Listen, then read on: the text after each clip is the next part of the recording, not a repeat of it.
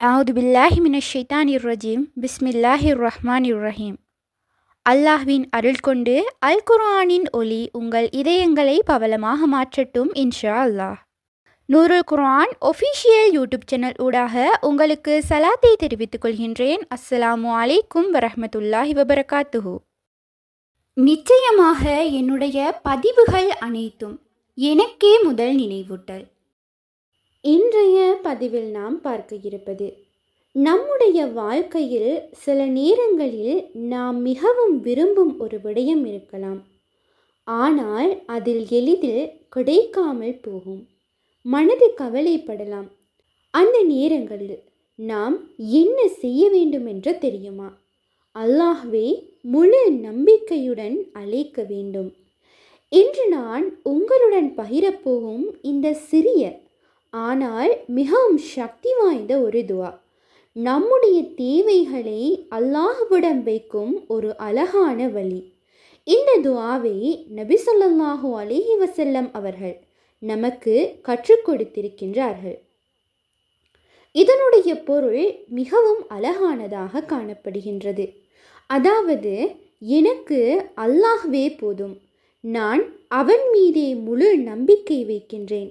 இன்ஷா அல்லாஹ் இதனை நம்பிக்கையுடன் மனதார இந்த துவாவை ஓதினால் இன்ஷா அல்லாஹ் அல்லாஹ் சுப்ஹானஹு தஆலா நம்மை ஏமாற்றவே மாட்டான்.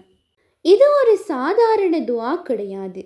இது முழுமையான ஒரு நம்பிக்கையை அல்லாஹ்விடம் ஒப்படைக்கும் ஒரு சக்தி வாய்ந்த வார்த்தை. எனக்கு அல்லாஹ்வே போதும், அவனை தவிர வேறு எவரும் இல்லை, நான் அவன் மீதே முழுமையாக நம்பிக்கை வைக்கின்றேன் என்று கூறும் ஒரு துவா. இந்த துவாவின் மிகப்பெரிய சிறப்பு என்ன தெரியுமா? நம்முடைய மனதுக்குள் இருக்கும் பயம், கவலை, பதற்றம் அனைத்துமே குறைய ஆரம்பிக்கும். எப்போது நம்மால் ஒன்றும் செய்ய முடியாத நிலை வந்துவிடுமோ அப்போது இந்த துவா நமக்கு பெரிய ஒரு ஆறுதலாக இருக்கும்.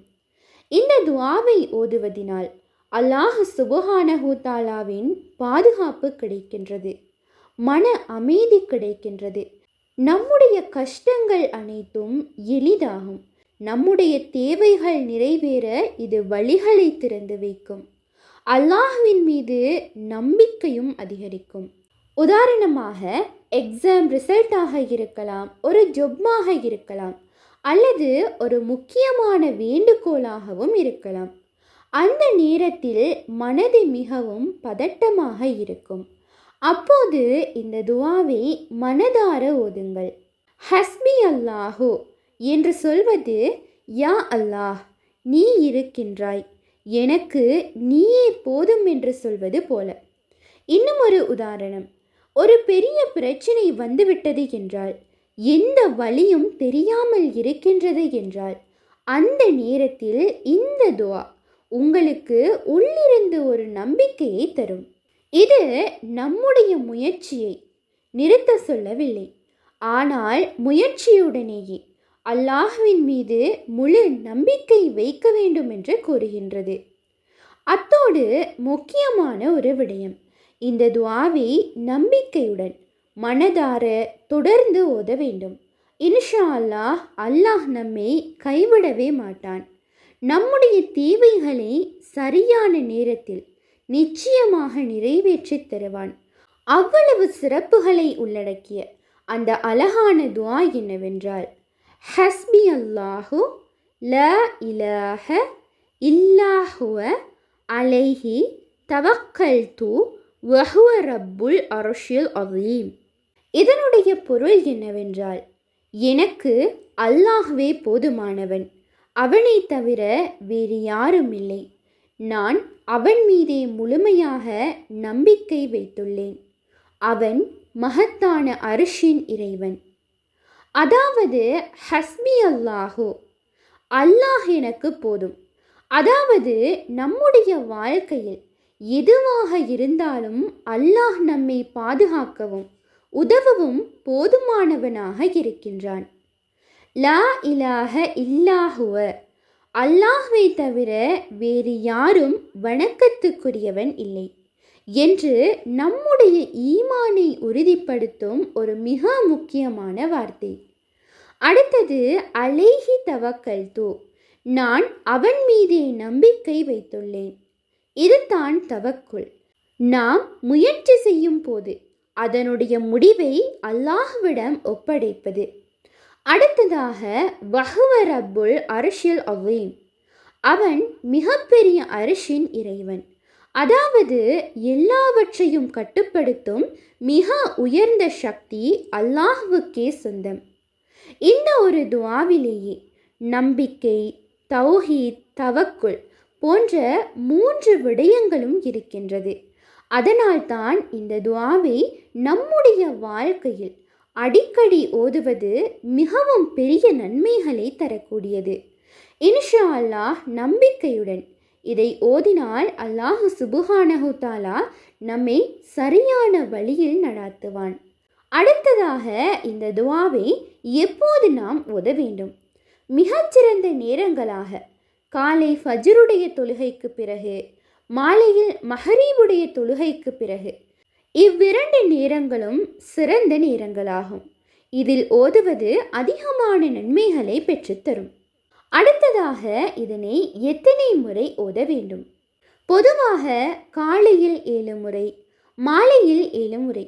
ஆனால் மனதில் அமைதியுடன் எத்தனை முறை வேண்டுமானாலும் ஓதலாம். முக்கியம் எண்ணிக்கை அல்ல, நம்பிக்கை தான் முக்கியம். அடுத்ததாக இதை எந்த ஒழுங்குகளில் ஓதுவது சிறந்தது? முதலாவதாக நாம் சுத்தமாக இருக்க வேண்டும். வுளு எடுத்துக்கொண்டு அமைதியான இடத்தில் அமர்ந்து ஓதுங்கள். மனதார அர்த்தத்தினை உணர்ந்து ஓதுங்கள். முழு நம்பிக்கையுடன் அல்லாஹ்வை சார்ந்து ஓதுங்கள்.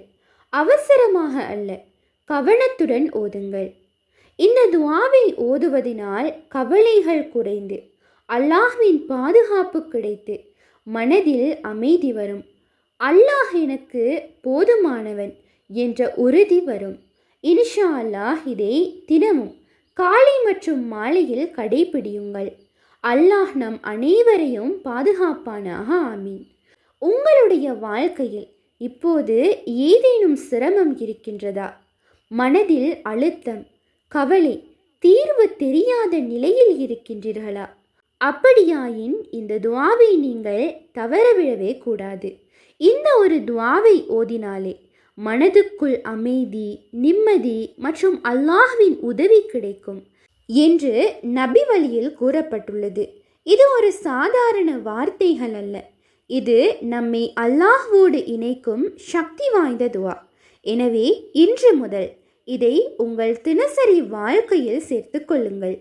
இன்ஷா அல்லாஹ் இந்த பதிவானது உங்களுக்கு பயனுள்ளதாக இருப்பின் அல்ஹம்துலில்லாஹ் என்று கமெண்ட் செய்யுங்கள். மேலும் உங்களுடைய மேலான துஆக்களில் என்னையும் சேர்த்து கொள்ளுங்கள்.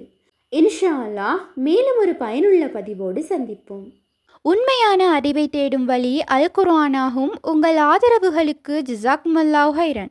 தொடர்ந்தும் எம்முடன் பயணியுங்கள். அஸ்ஸலாமு அலைக்கும் வரஹ்மத்துல்லாஹி வபரகாத்துஹு.